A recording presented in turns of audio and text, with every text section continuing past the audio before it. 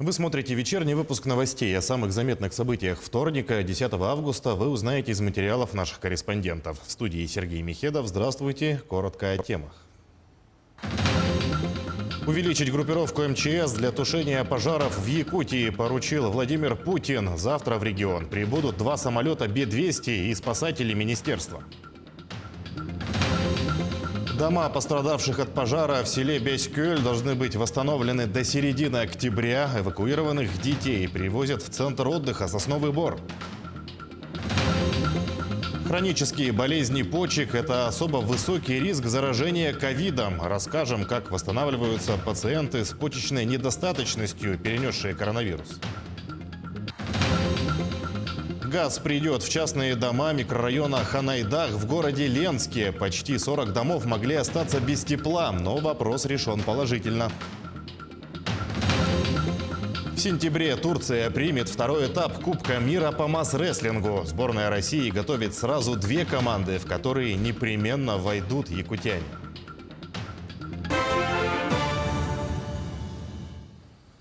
Увеличить группировку для тушения пожаров в Якутии Владимир Путин поручил главе МЧС Евгению Зиничеву. Руководство региона должно подготовить предложения по поддержке пострадавших в результате ЧС. Об этом сообщает пресс-служба Кремля.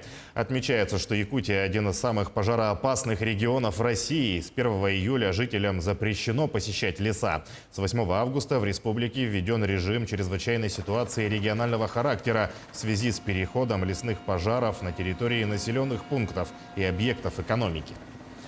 Айсен Николаев поговорил с Владимиром Путиным по телефону сразу по приезду из Намского района, где на сегодня наиболее сложная лесопожарная обстановка. Президент страны поручил обязательно оказать помощь жителям села Беськёль, в том числе подготовить предложение о помощи со стороны федерального центра. Что касается ситуации в Намском районе, то лесной пожар угрожает там 4 населенным пунктам – Фрунзе, Тастах, Кюбекён и Улус-Сысы. В селе Фрунзе и Кюбекён перебрасывают силы из федерального резерва. В связи с угрозой селам в Намском районе объявлен режим чрезвычайной ситуации. Эвакуируют жителей. На сегодняшний день из села Фрунзе перевезли 40 человек, из них 22 ребенка. В Улусе организованы 2 пункта временного размещения. Рассчитаны они на 150 человек. У нас наиболее сегодня серьезная лесопожарная обстановка по Намскому району, где реально пожар угрожает 3 населенным пунктам. Это в районе села Тастах и это село Фрунзе и Кюбекён. Мы по Тастаху сформировали достаточно мощную группировку, в которую включается и части Минобороны, лесопожарные формирования специализированные, в том числе федерального резерва, и местное население и добровольцы. Ситуация осложняется тем, что пожар вот за последние 3 дня в результате ветра очень сильно вытянулся, почти на 35 километров. И сегодня, завтра предстоит провести большую работу по опашке всего этого пожара.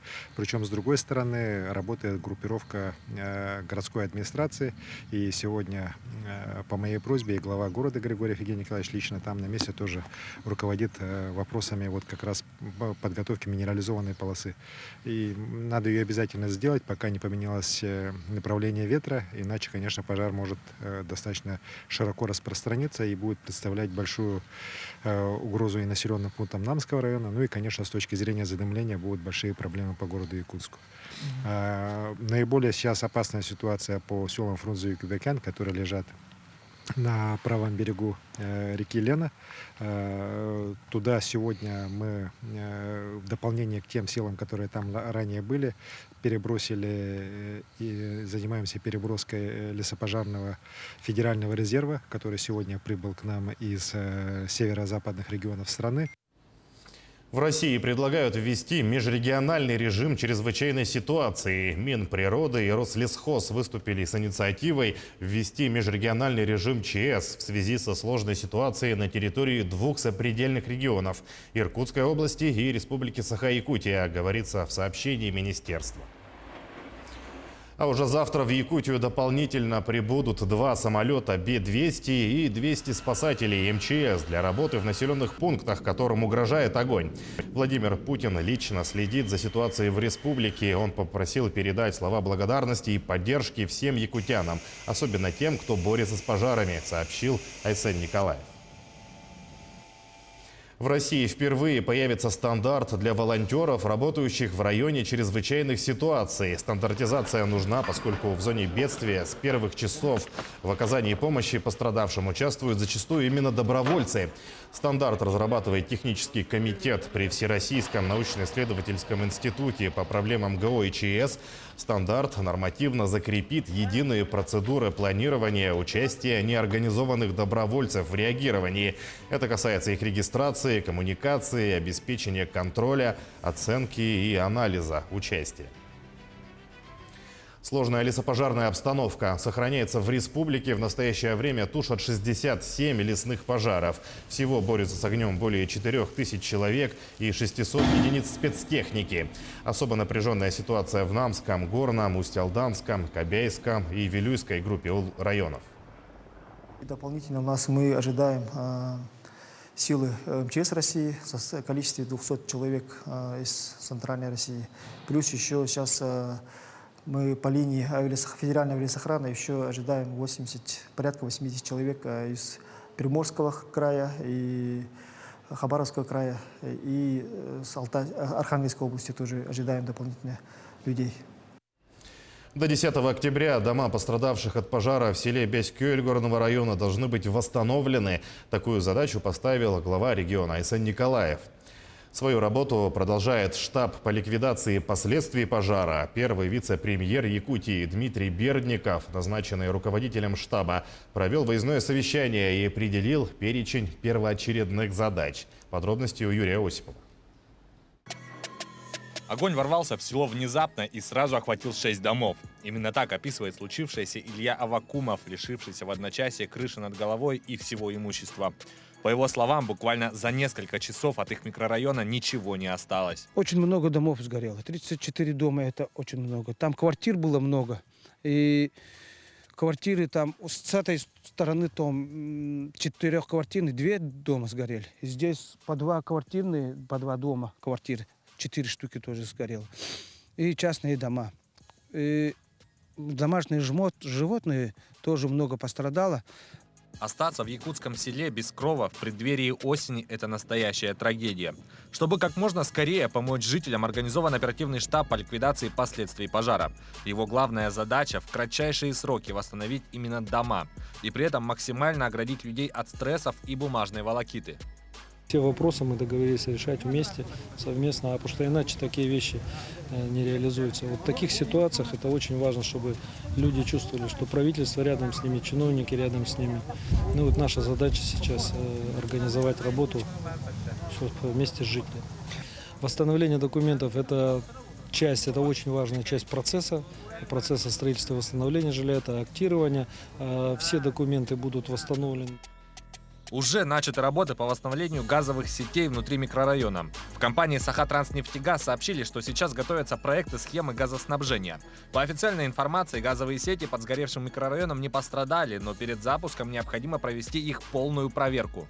В настоящий момент посчитаны результаты, но количество выходов из земли, сколько наименований, какое их состояние. Делается проект в настоящий момент для уже отдельного проведения нитей газопровода. Вся работа по восстановлению села будет вестись совместно с жителями пострадавшего микрорайона. Каждый случай рассматриваться индивидуально, ведь в первую очередь необходимо защитить интересы людей. Они и так потеряли слишком много в этой огненной стихии и при этом сумели сохранить надежду. Хотели бы поблагодарить Ильдархана от своих имени жителей, что быстро реагировали и приехали, и нам успокоили чуть-чуть жителей, не бросили в беде одних, чтобы мы верим Ильдархана, что он нам поможет. Юрий Осипов, Георгий Григорьев, Горный район. А новые дома для пострадавших от пожара жителей села Бяськёль могут построить из массивных деревянных стеновых панелей. О преимуществах данной технологии расскажет Власий Сергеев. Немецкую технологию строительства домов Massive Holzmauer на территории Якутии начали применять с 2011 года. Ее особенностью является то, что дом собирается из комплекта заводской готовности, состоящего из деревянных стеновых панелей. Панели изготавливаются как? Это сушится пиломатериал. В основном мы берем боковую доску, так называемую. Это две крайние доски, которые у нас менее ликвидные. Ее мы просушиваем, строгаем, калибруем, даем определенную форму. И дальше уже по проекту у нас есть так называемый раскрой панелей. По раскрою панелей мы формируем детали дома. В дальнейшем уже эти панели собираются непосредственно на строительной площадке. Отличительной чертой технологии является скорость строительства. По словам специалистов, монтаж дома на 80 квадратных метров займет от 2 до 3 дней. Помимо этого, они отмечают высокую жесткость конструкции, которая позволяет произвести отделку плиткой или краской, не опасаясь сдвигов панелей. Важным преимуществом также является экономичность. Цена сейчас у нас стоит за один куб 21 500 рублей. Например, сейчас брус в рынке стоит в среднем 25 тысяч за куб. Притом сейчас брусов в наличии в республике почти нету. Брус покупайте, там очень много отходов. Например, там дверные проемы, оконные проемы, углы там вырезайте. И, соответственно, почти в цене как бы еще дорого. И там еще в брусовых домах идет пакля, потом там идет еще цып, да, и вот так. А здесь вообще этого всего нету. И пакли, и ничего там не используется, сразу здесь собирается. Здесь цельные панели получаются. Многодетная семья Герасимовых заселилась в дом, построенный по технологии Massive Holzmauer летом прошлого года. Глава семьи отмечает, что дом хорошо держит тепло даже в самые сильные морозы, что существенно сказывается на сумме оплаты газа. За весь сезон у меня за газ, это получается, ушло 17 400, да, у меня по чеку. Это очень хороший, получается, показатель, потому что большинство друзей моих, да, там, соседей, все живут в брусовых домах. Это, получается, они в самых холодные, да, вот эти морозы в месяц платили по 13, по 12, по 14 тысяч. Благодаря этим преимуществам данная технология медленно, но верно продолжает набирать популярность в республике. Так, с 2011 года было построено более 200 домов из деревянных стеновых панелей. Власий Сергеев, Григорий Охлопков, Якутск. Детей школьного возраста из пострадавших от огня населенных пунктов Горного Улуса, в частности из сел Беськёль и Бердигистяк, сегодня начали заселять в центр отдыха «Сосновый Бор». Сколько детей принял сегодня центр отдыха и какую программу приготовили для ребятишек, знает Дмитрий Тымыров. 2 автобуса ПАЗ, заполненных детьми, прибывают в центр отдыха и оздоровления «Сосновый Бор». Сегодня здесь принимают сразу 70 ребятишек из горного района. Я вот сопроводила 40 детей на двух автобусах. Остальные 22 должны въехать из города. Дети, они из атамайского наслега. Эти ученики со 2 по 11 класс полностью. Первым делом обязательный медицинский осмотр. Как сообщил главный врач медицинского пункта детского центра, у каждого ребенка берут ПЦР-анализы на коронавирус. При заезде мы проводим осмотр детей, врачебный осмотр детей, то есть измеряем рост, вес, плюс еще общий осмотр делаем, педиатрический, и плюс берем анализы мазка на ПЦР. То есть они все дети у нас поступают, в основном все поступили без документов, поэтому мы все эти документы будем потом запрашивать, восстанавливать, сами что-то писать, и плюс мы делаем вот анализы мазков. При выявлении положительного результата мазка мы этого ребенка изолируем. При этом, по словам воспитателей, даже детей с положительным ковид-анализом не будут полностью ограничивать от общей жизни в лагере. В целом же для всей смены подготовлена обширная развлекательная и оздоровительная программа. Конечно, будет очень сильный упор будет сделан на оздоровление. То есть это и физиопроцедуры, это и услуги врача-стоматолога, это и аппаратные массажи, массажисты, это и лечебная физическая культура. Но, значит, полностью учебный блок и кислородотерапия, да, и занятия спортивные на свежем воздухе, теренкур. Свежий воздух, интересные мероприятия, работа с психологами. Детишки, пережившие вместе со взрослыми весь натиск огненной стихии, должны полностью восстановиться к учебному году. Здесь, в Сосновом Бору, уже все готово для этого. Ну, получается так, что на данный момент у нас готово до 130 мест для каждого ребенка. Получается, у нас третий этаж полностью жилой, а второй этаж это есть жилые помещения, как жилые помещения и учебные помещения. Получается, у нас большая часть детей живет на третьем этаже.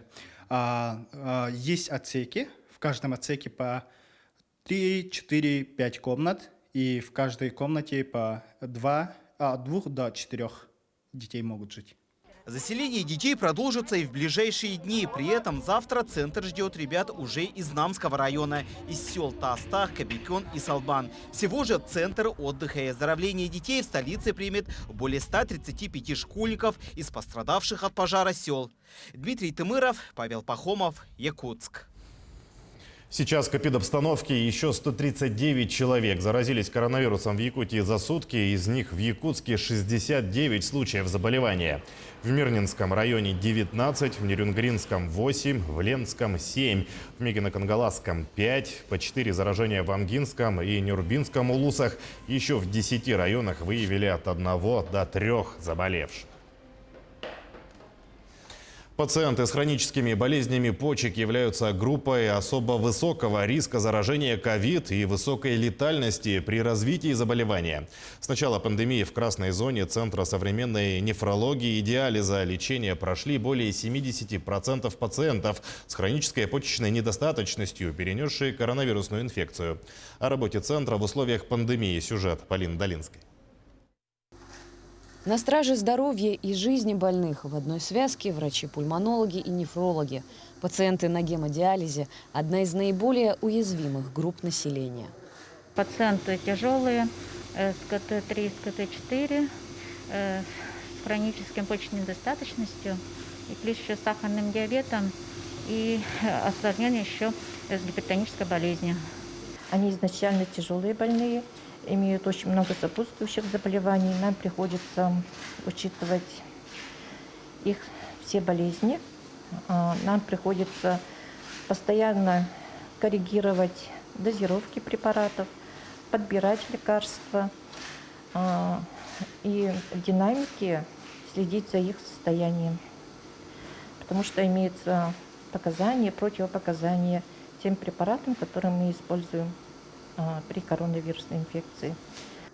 Действительно, таким пациентам невозможно остановить терапию, ведь им необходимо 3 сеанса диализа в неделю. Дополнительные сложности вносит эпидобстановка в мире. На базе 4-го корпуса Якутской республиканской клинической больницы получают лечение пациенты Центра современной нефрологии и диализа с коронавирусной инфекцией. Центр современной нефрологии начал свою работу с 2020 года. И с февраля 2020 года начало свою работу отделение диализа Центра современной нефрологии. Мы набрали 56 пациентов, но в связи с тем, что начался пандемия новой коронавирусной инфекции, по согласованию с Минздравом и ТФОМСом мы решили тоже включиться в борьбу с новой коронавирусной инфекцией. И через 1,5 месяца после открытия, после набора пациентов, мы, закрылись под красную зону именно для диализных, точнее не диализных пациентов, а для пациентов, нуждающихся в диализной помощи, заместительной почечной терапии. По всей республике на сегодня более 500 человек, страдающих хроническими заболеваниями почек. А с начала пандемии в красной зоне центра пролечились уже более 70% таких пациентов, перенесших коронавирусную инфекцию. И каждый день врачи борются за жизнь каждого из них. Полина Долинская, Павел Пахомов, Якутск. К другим темам Айсан Николаев провел рабочую встречу с руководителем управления Росреестра по Якутии Ольгой Егоровой. Обсуждали актуальные вопросы в сфере земли и недвижимости, в том числе задачи наполнения единого государственного реестра недвижимости полными и достоверными сведениями. По словам Ольги Егоровой, эта работа должна проводиться не только федеральными органами власти, но в первую очередь республиканскими и муниципальными органами. Руководитель управления проинформировала о несоответствии данных Государственного лесного реестра и ЕГРН в части площадей лесных земельных участков. В настоящее время идет работа по их уточнению. Газ придет в частные дома микрорайона Ханайдах в городе Ленске. Почти 40 домов могли остаться без тепла. Но совместными усилиями республиканских и городских властей этот вопрос решен положительно. Анна Кожевникова продолжит тему. 36 частных домов и одно общежитие могли остаться без отопления, так как ведомственная котельная Сахатранснефтегаз сбыта, снабжающая теплом микрорайон Ханайдах, со следующего года будет приостановлена. Но благодаря тому, что Ленск попал в пилотный республиканский проект, этот жилой сектор будет газифицирован. Программа, участником которой стал Ленск, разработана в 2020 году и будет действовать до 2024. Газификация частных домов предусматривает возмещение денежных средств гражданам до 75% от понесенных затрат. Если газ к дому подведут, почему бы и газ не подключить? Не знаю. Как вы считаете, как лучше, когда свое стационарное отопление? Ну, невыгодно это, когда свое. А вот газ подешевле будет, если не будет центрального отопления. И центральное тоже хорошо, но если не будет его, значит не будет. Газ это нормально. Для компенсации необходимо подать заявление в письменной или электронной форме и документы, подтверждающие понесенные затраты, в Агентство по развитию промышленного потенциала. Еще два важных условия: дом должен быть индивидуальным жилищным строительством и претендент, не получавший субсидию через Министерство труда и социального развития Республики Саха-Якутия. Жители Ханайдаха признаются, что давно ждали газ. Вот улица газифицирована, вот эта вот улица газифицирована. Я бы уже давно провел, если бы по программе можно было это делать. Затраты меньше, чем на котельные, но они еще и субсидии какие-то обещали. Даже летом бывает холодно, включил отопление. С владельцами частных домов уже побеседовали сотрудники администрации, объяснив, как будет проходить газификация. Жильцов общежития переселят в город. Большую работу ведем с людьми, я надеюсь, мы сейчас отработаем. Да, у нас есть 4 месяца до конца года, и мы в следующем году планируем сначала провести газопроводы, а уже потом отработать по переводу на автономное отопление. Обозначалась проблема с финансированием проведения газовых сетей внутри микрорайона, хотя цена вопроса всего в 2,5 миллиона рублей. В этот пилотный проект помимо Ленска вошло 5 населенных пунктов Чурапчинского улуса, по одному в Вилюйском и Горном. Мы будем следить за этапами газифицирования и в дальнейшем. Анна Кожевникова, Виталий Андреев, Ленск. В Жатае проверили ход строительства канализационных очистных сооружений. Общая стоимость проекта 419 миллионов рублей. Ввод в эксплуатацию позволит добиться высокого и стабильного качества очистки сточных вод и исключит попадание в Лену неочищенной воды. Проект осуществляется в рамках указа главы региона об экологическом благополучии Якутии. Во время прошлых проверок отмечалось отставание от графика. Подрядчику было рекомендовано привлечь дополнительные силы и технику. На сегодняшний день строительство объекта вошло в график, и сдача ожидается в соответствии с планом. В прошлом году завершили первый этап по нулевому циклу по площадке. Сейчас до конца года будут введены все эти объекты: станции биологической очистки, лабораторный корпус, административно-лабораторный корпус, усреднители, приемный пункт стоков от машин. И к концу года в соответствии с договором, заключенным с Фондом содействия реформе ЖКХ, планируется ввод этого объекта. Пока, как говорится, все работы идут в графике, соответствующее финансирование полностью предусмотрено.